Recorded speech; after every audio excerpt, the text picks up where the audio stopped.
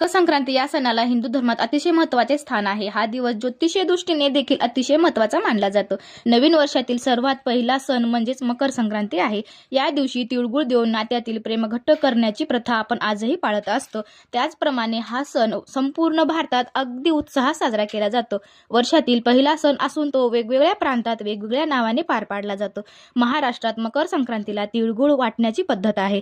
या दिवशी सूर्यनारायणाची देखील पूजा आपण करतच असतो। मकर संक्रांतीच्या दिवशी सूर्य हा मकर राशीत संक्रमण करतो। याचा परिणाम सर्व 12 राशीवर होत असतो। त्यामुळे या दिवसाचे ज्योतिषीय महत्त्व देखील अधिक वाढले आहे। संक्रांतीला आपण पतंग उडवत असतो। महिलांचा आवडता सण हा असतो। त्यामुळे या दिवसाची वाट आपण सर्वजण अगदी आतुरतेनेच पाहत असतो।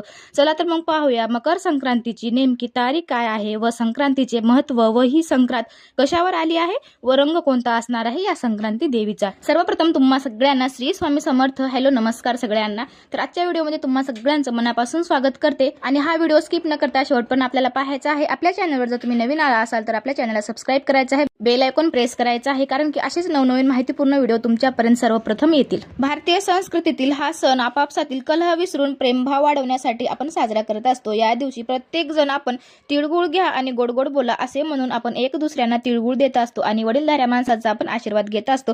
असे केल्याने आपण सर्वजण आपण एकत्र येत असतो आणि आपापले मधले भेदभाव विसरून आपण जवळीक वाढत असते। आता बघा संक्रांतीचे महत्त्व। मकर संक्रांत या दिवशी सूर्य मकर राशीत प्रवेश करत असतो, म्हणजेच की ते आपल्या पुत्राला शनी देवाला भेटतात अशी मान्यता पहिल्यापासूनच आहे। आणखी एका कथेनुसार देवीने संक्रासूर नावाचा एक राक्षस होता, त्या दिवशी त्यांचा वध केला होता, म्हणून त्या दिवसाला मकर संक्रांती म्हटले जाते।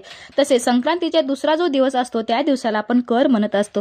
या दिवशी कोणतेही शुभ कार्य आपल्याला करायचे नसतात। आता बघा संक्रांतीची तारीख काय राहणार आहे तर 2026 मध्ये बुधवार 14 जानेवारी रोजी आपल्याला ही संक्रांत साजरी करायची आहे।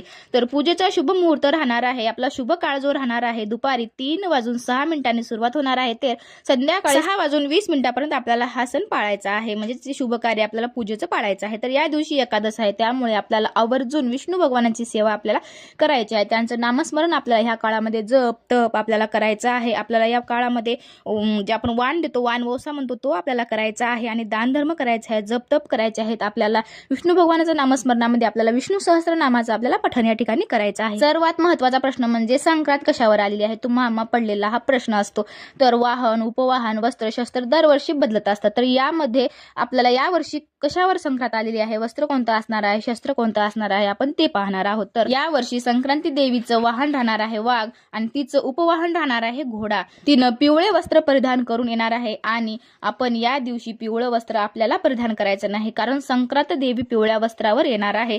तर संक्रांत देवीच्या हातामध्ये गदा राहणार आहे आणि ती वयानं कुमारी असून ती पायस भक्षण करत येणार आहे, म्हणजेच की या दिवशी आपल्याला दूध किंवा दुधाचे पदार्थ आपल्याला शक्यतो टाळायचेच आहे। संक्रांती देवीचं सर्प जातीचं स्वरूप आहे, तिनं मोती परिधान केले आहे, तिचं नाव मंदाकिनी आहे, ती पूर्वेकडून पश्चिमेकडे जात आहे आणि असं आहे आपल्या संक्रांती देवीचं पूर्ण स्वरूप। तर आपली ही संक्रांत 14 जानेवारी 2026 रोजी आपल्याला साजरी करायची आहे। तर आपली ही माहिती तुम्हाला कशी वाटली मला नक्कीच सांगा आणि आपल्या चॅनलवर जर नवीन असाल तर चॅनलला सबस्क्राइब करायला अजिबात विसरायचं नाही, बेल आयकॉन प्रेस करून घ्यायचा आहे।